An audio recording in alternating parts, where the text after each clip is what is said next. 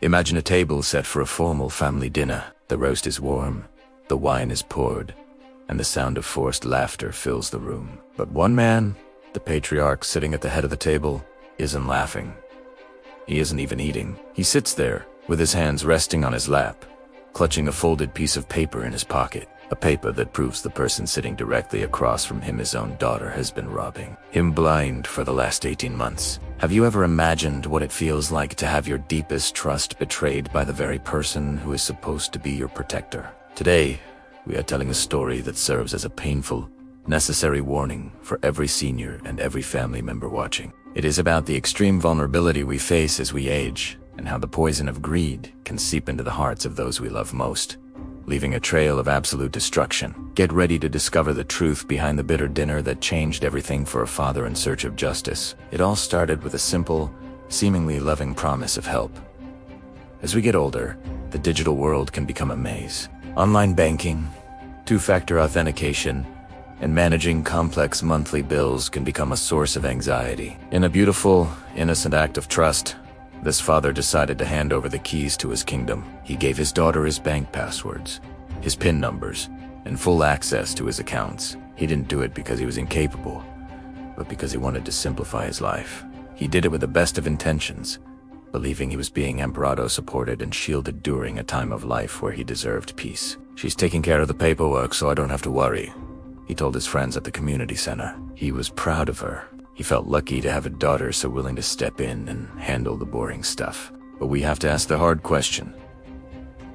Does every act of help come without a hidden, secondary price? When does assistance stop being a service and start becoming a temptation? Trust is supposed to be a two-way street, a sacred bond between parent and child. But in this family, that bond was being treated like a one-way bridge to a financial disaster. The father's suspicion didn't start with a big event. It started with a small, nagging feeling. A card declined at the pharmacy. A notice from the utility company about a late payment he was sure he had the funds for. One rainy afternoon, driven by a gut feeling he couldn't ignore, the father went to the bank in person. He sat in a small, glass-walled office and asked for the physical statement stay, old-fashioned way. As his eyes moved down the long columns of numbers, his heart began to race so fast he thought he might have a stroke right there in the chair. The truth was naked, raw, and undeniable. Every withdrawal, every midnight ATM transaction, every large transfer to a mysterious consulting account was not a clerical error. It was a deliberate, cold-blooded act of theft. His retirement fund, built on 40 years of sweat, missed vacations, and meticulous sacrifice, was being systematically dismantled. The weight of that betrayal, realizing your child sees you as an ATM rather than a father, is a weight that can break a man's soul. What he discovered was a pattern that we see far too often in the shadows of the third age. Financial abuse is rarely a single, explosive event. It is a series of small and large appropriations done by children who feel a strange, twisted sense of entitlement. They tell themselves, "I'm going to inherit this anyway," or "Dad has more than he needs, and I have bills to pay now." They use the intimacy of the family and the blind trust of a parent as their primary weapons. This father realized he was the victim of a silent robbery system, where his own daughter used her help to cloak her greed. She was buying designer handbags, paying off her credit cards, and dining at five-star restaurants using the money her father had saved to ensure he would unbeave a burden in his final years. The question that haunted him as he walked home from the bank was, how do you react to a betrayal this deep? How do you look at your child over the dinner table knowing they are stealing your future? At the climax of this tragedy, the father found a level of courage that only comes from profound indignation. He refused to be another silent statistic of elder abuse.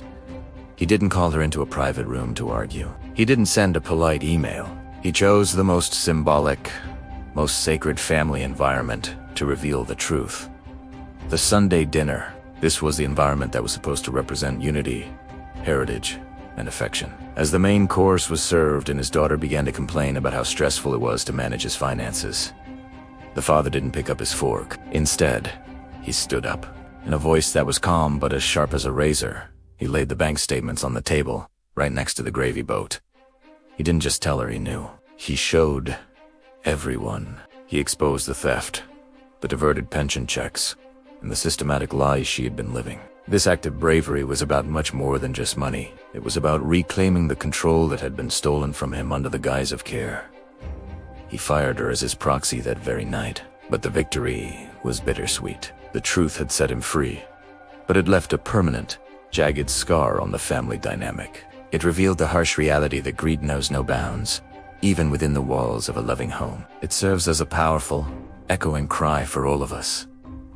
Your financial security in old age is a pillar of your dignity. It must be protected with everything you have. Trust is a beautiful value, but when it comes to your survival and your independence, that trust cannot afford to be blind. You must verify, you must stay involved, and you must never feel guilty for protecting what you worked a lifetime to build. What would you do if you sat down for dinner and realized the person serving your food was the same person emptying your bank account? Would you have the strength to expose them in front of the whole family?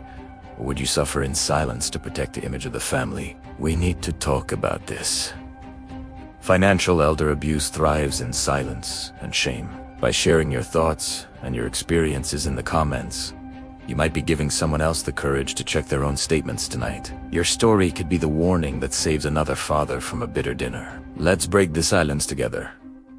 Do not forget to share this video with your friends and family. The conversation we start today could protect the legacy tomorrow.